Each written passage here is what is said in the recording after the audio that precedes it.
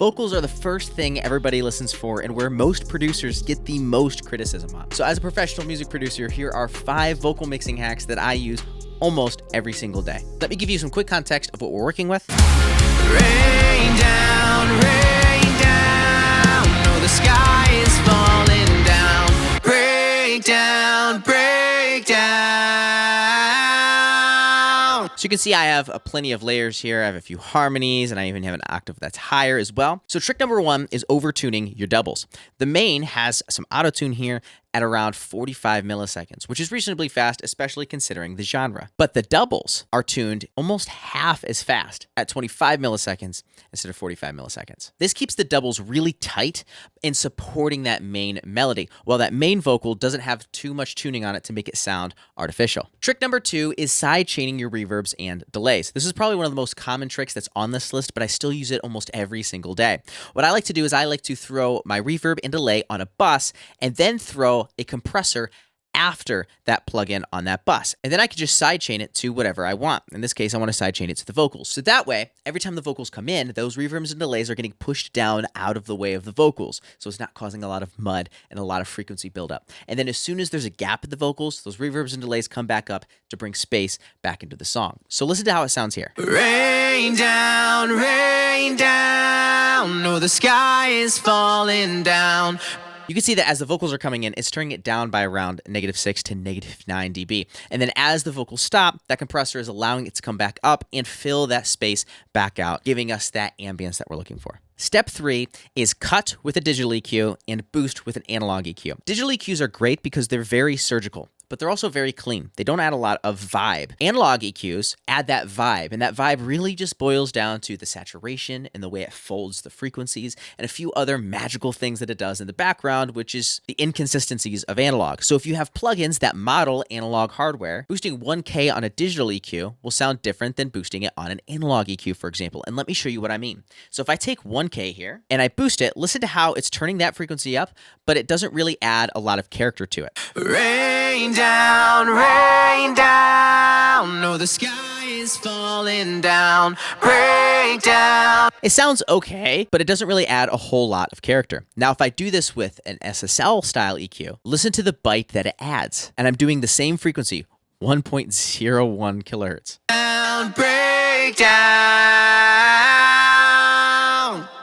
Wires twist around our throats, choking on the static stronghold. So to also show you the difference between different analog pieces of hardware as well, I'm going to show you the same thing over here on a Neve style EQ. And listen to how the Neve actually adds a bit more low mids, but also some more saturation to this overall. Same frequency, 1.01 kilohertz, and I'm going to boost this as well. Rain down, oh, the sky is falling down. Break down.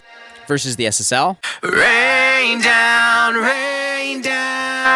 oh, the sky is falling down. Break down, break down. The SSL has just a lot more bite to it, and the Neve has a lot more saturation. It's subtle, but it's enough of a difference that I had to add it to this list. If you like this video, you're probably going to love my full session breakdown. You can even get the stems completely for free. Link to that will be down in the description below. I show you one of my songs, break down everything that I'm using in that song, and you can even drag the stems into your DAW, and you can follow along. Once again, link to that will be down in the description below. Now let's go on to hack number 4, which is stacking compression. I have a lot of compression going on, and depending on the genre that you're in, you're going to want more or less compression, but in almost every genre that I mix in, I always stack compressors.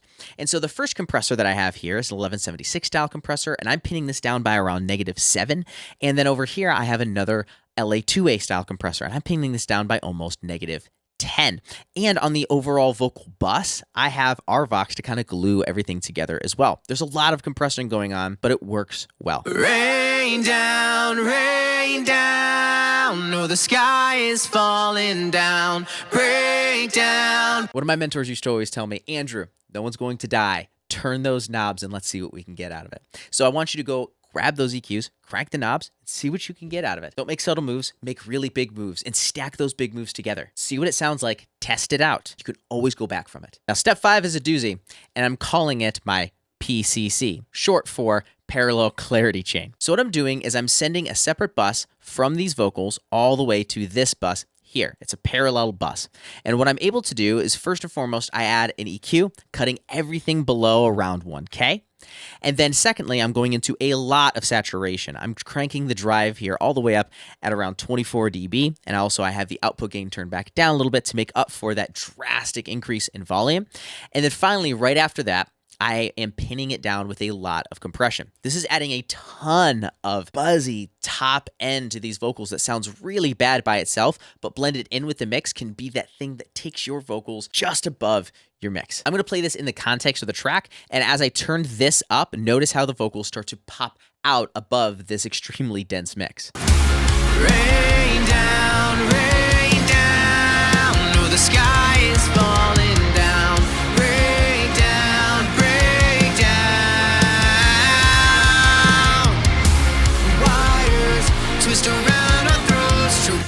It makes a massive difference in the context of the overall track. But by itself, oh boy, does it sound bad. Stroking on the static stronghold. Ugh, that's one of those things that's best mixed in context. If you like this video, just a reminder that you can get a full session breakdown and the stems completely for free. Link in the description below. And if you like this video, I'm sure you're going to love this video here. This video is the world's shortest mixing course. Got a lot of cool stuff in there. Sure going to love it. Now, as always, go create.